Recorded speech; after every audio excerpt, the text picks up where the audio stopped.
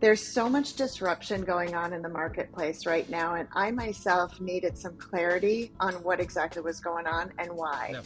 And so I distilled it down to four pillars. And those four pillars are leadership, team dynamic, consumer behavior, and the generations. Hey everybody, this is Josh Becerra from Agurian. This is the next episode of How I Work. I'm here with Debbie Schwake. Debbie, thanks for being here. Thanks, Josh. I'm thrilled to be here. Thanks for I'm having me. excited to do this with you. So Debbie, you have 25 plus years of marketing experience, many of which as VP of Marketing or CMO. Most recently, though, I attended a marketers community event where you spoke to the audience about mastering chaos, navigating leadership in the era of disruption, which was super cool. One of the topics that I want to just jump right into. So should we get rolling? Absolutely. I'm in. All right, let's go. So it was an amazing event. I know that this is kind of unfair of me, but I'm going to ask you to distill your 30-minute message about why it's so chaotic for leaders these days into kind of a 5-minute answer for the audience on the podcast. So where are you seeing the disruption and what do leaders need to do about it? That's a great question, Josh. And what's funny is I said mastering chaos, which is a tall order, right? Yeah, But the exactly. way that I described chaos in my sort of, distilled down version of it is really there's so much disruption going on in the marketplace right now. And I myself needed some clarity on what exactly was going on and why. Yeah. And so I distilled it down to four pillars. And those four pillars are leadership, team dynamic, consumer behavior, and the generations.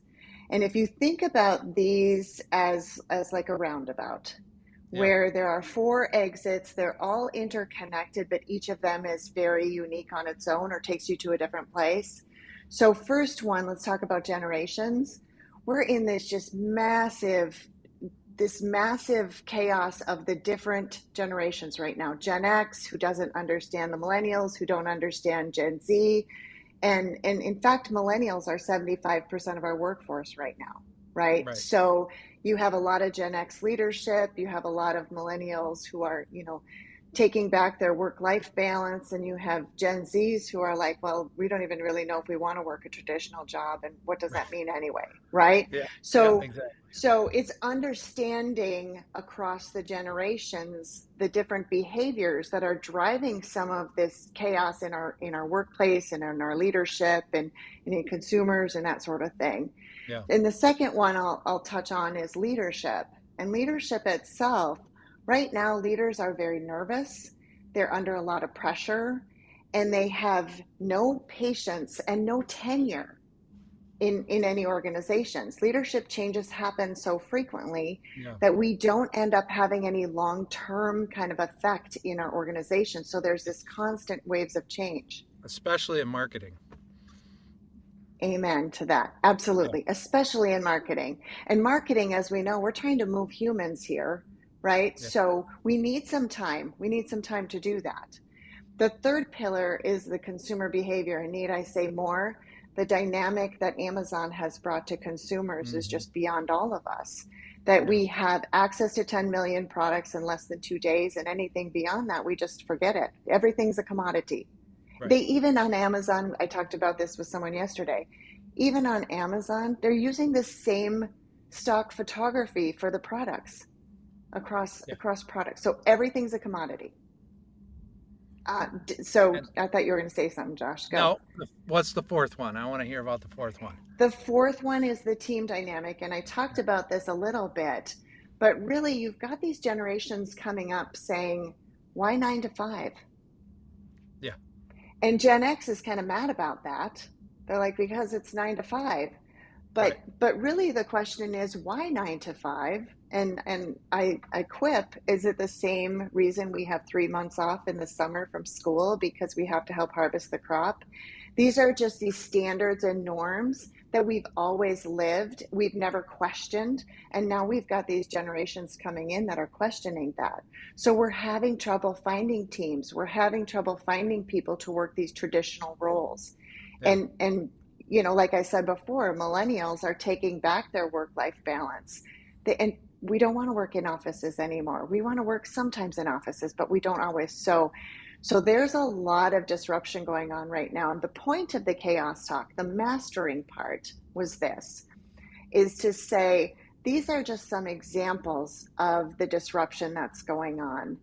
And be careful when you're making decisions or when you're trying to solve problems around them, because typically we're solving problems out in this chaos. I can't find anybody to work. I need to find more people to work. But in reality, I'm suggesting to master it, make sure that you're considering everything. We don't have anyone to work. I need to figure out how to get the work done differently. Right. How to So make the that work was, kind of palatable or like exciting to like a different yeah. generation, or like at least more coherent to how that generation or that group of people wants to work. Absolutely. And sometimes it's never a good idea to go completely 180, right? We're No. not going to go from 8 to 5 to, well, work whenever you want, however you want. That's just not going to work. But there's a meet in the middle there somewhere that looks like, let's take a look at why, let's answer the question, why 8 to 5? Do we really need to work that? And if Yeah. we do, then we have to be able to kind of understand, what does that mean to how we're going to get our work done? Yeah. I love that. Hmm. Yeah, I do Hmm. think it's challenging for leaders to manage all these different dynamics. And like you said, you've highlighted four. There's a lot of other stuff that throws chaos into leadership and organizations. But yeah, kind of taking a more broad approach and thinking Awesome. through some of like the decision making and looking at it from different lenses, I think is where Hmm. what you're recommending. Yeah. I just am suggesting shine a light on the whole thing and take a bigger step back. Like, Yeah. let's not try to make these, because we're making chaotic decisions in chaos Right. and it's not doing anyone any good. So Yeah. Love that. that's my suggestion. Hmm. Yeah. So, well, I love that talk. That was awesome. And, one of the things that we talked about prepping for this is I was sharing with you that Agurian is really focused on kind of small and mighty marketing teams. So, companies that are like tens of millions to hundreds of millions in revenue, but with like maybe two or three total marketers in their organization, pretty big organizations. And I know you've been in that role a little bit Hmm. in your Hmm. history. Um, and one of the things we talked about was resource planning and how important it is, Hmm. especially for these like small and mighty teams. So, do you have some thoughts you could share with the audience about like Hmm. resource planning, how you think about it? Yeah, I love this question, Josh. And you and I had such a great conversation about it. Typically people start from the wrong place. When Hmm. you're thinking about resource planning, you have to back up to say, what process are we solving for? And the process has to be supported by what strategy are we trying to achieve? And Yeah. the strategy has to be supported by what's the vision of the organization? Like, what are we actually trying to do? Yeah. And so when we simply come in, and this is where, a lot of companies have made their bank is, we have this flashy fun thing that's going to help you do this and that, and you buy it, and it's supposed to create a process, and all of a sudden, there's this disillusionment of, oh, that didn't work at Yeah. all. Like, that didn't work at all. We needed an admin to support that, and we needed a process in order to install that. It needs to be connected. So really making sure that your strategy supports the vision for the organization. Where are you trying to go? And Hmm. what strategies are you going to get there? That's the car that you're driving in, right? And then Yeah. the next part is, what processes do you have in place? And what support do you need of that strategy? So I always look at resource planning as, take the budget piece aside, Right. although that's not really fair. There's a big budget aspect to it. So I didn't mean just like toss it out. But essentially, if you're thinking about staffing your team stack, for example, you could have full time, you could have contractors, you could have agency support. Yep. And what you need to do is be honest with yourself and map out the, what do I need? How much of it do I need? How important is it to the strategy? And what time commitment do I need from that? And so, for example, a content person is a great example for most people, Mm-hmm. because a lot of people do content. Do I Yep. need a content writer or a content strategist? Well, what's your actual strategy? Are you trying to have that person do something with the content to move people along? Or do you already have that strategy in place and you just need to plug someone in to write, Yeah. right? I love So, that. and and one of the other things that this catches people all the time, SEO is important to everybody, I would argue. And often we want to hire that person internally, but the cost of keeping that person upskilled in Google's ever-changing algorithm Yeah. is heavy. And Right. did you plan for that? So is that somewhere maybe where you could plug in an agency, you get the power, excuse me, you get the power of the agency behind you without having to carry that heavy weight of training and development and all of that sort of thing. Yeah. Well, I love. Hmm. First of all, I love that you're saying agencies could be a good Yeah, solve for of course, SEO. of Of course. course, love that. But the other thing that I remember from our conversation was, when you're thinking about, yeah, is this something we want to do in-house? Is this something we want a contractor, a freelancer to do? Do we need an agency to do this? The other thing that I thought was really good was you said, how about technology? Like, can we solve this need through technology? And of course, that in and of itself may require a different set of resources, but in this kind of day and age, there are those opportunities to like get some quick wins for a small team just through technology alone. Hmm. Yeah, and again, supported by process, Mm-hmm. right? So it doesn't create the process, it supports the process.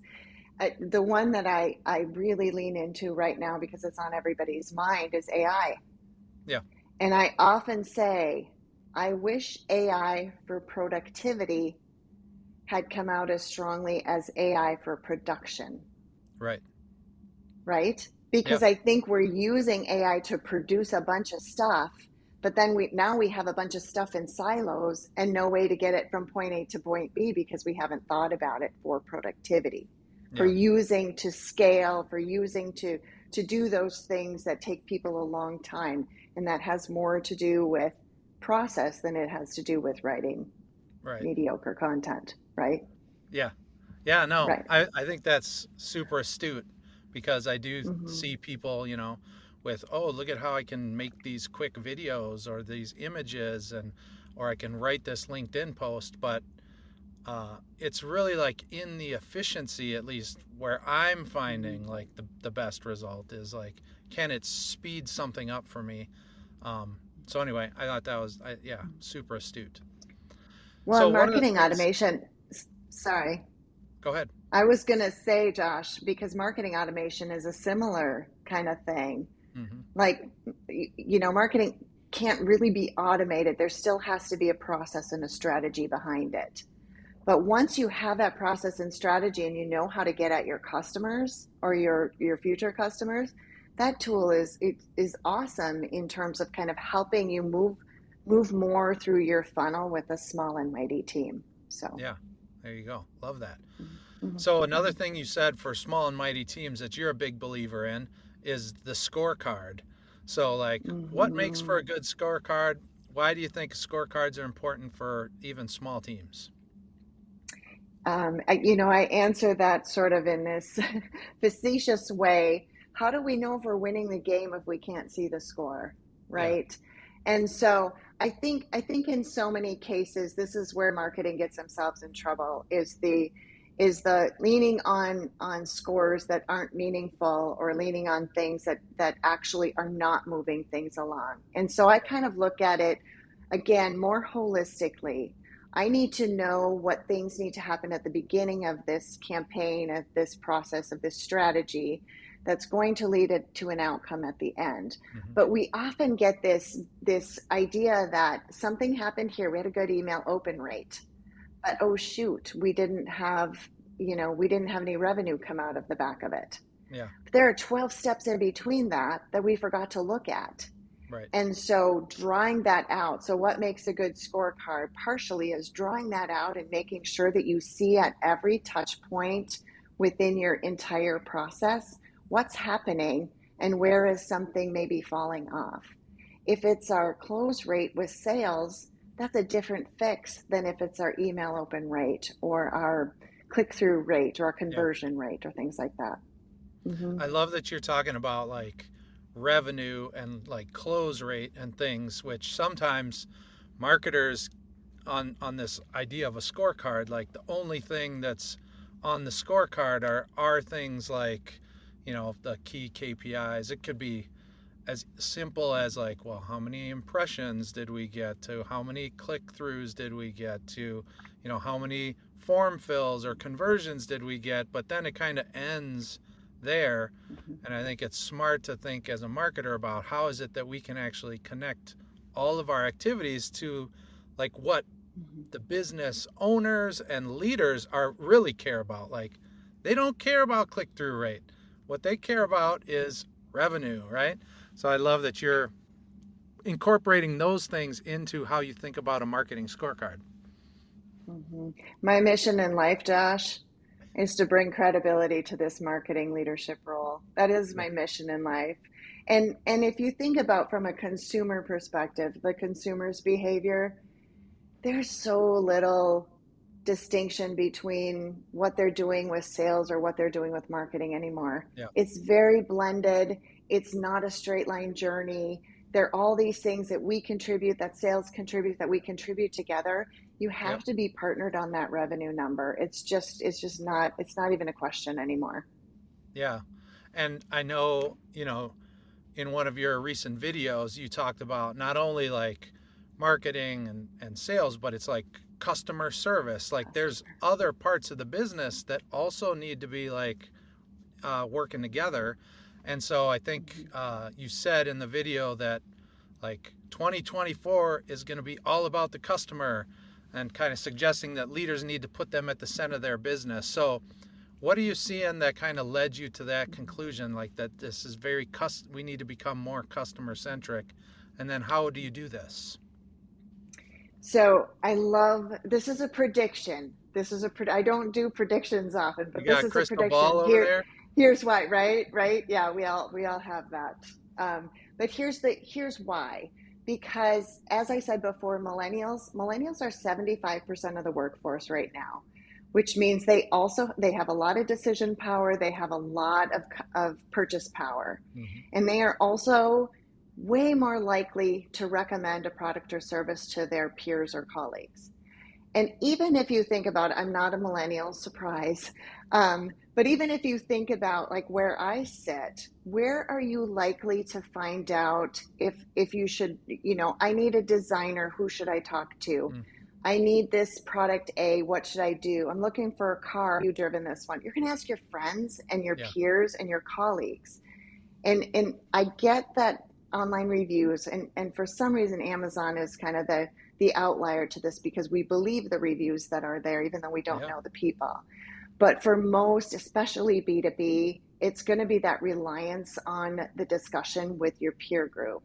Mm-hmm. And so you want to make sure, this is a often missed, you want to make sure that you equip your customer to talk well of you. Yeah. So serve them, right? Make sure that you're doing what you said you're going to do with them. Keep your promise, serve them, do all those things, and give them a reason to recommend you. Yeah. It's just it, and in fact, they know your next customers. We Yeah. just keep proving this over and over. We all know each other. I can tell you, Josh, you and I probably know every marketer in our community. Yeah. A lot of them anyway. A lot of them, Yeah. absolutely. Yeah, yeah. So, So one of the things that you talked about when you were talking about kind of focus on the customer was also like on the retention side. So it's not just like how do we get new ones and how do we get word of mouth and get referrals and all that. Like, that's very front end, but it's also like on the retention side. Can you speak to that a little bit?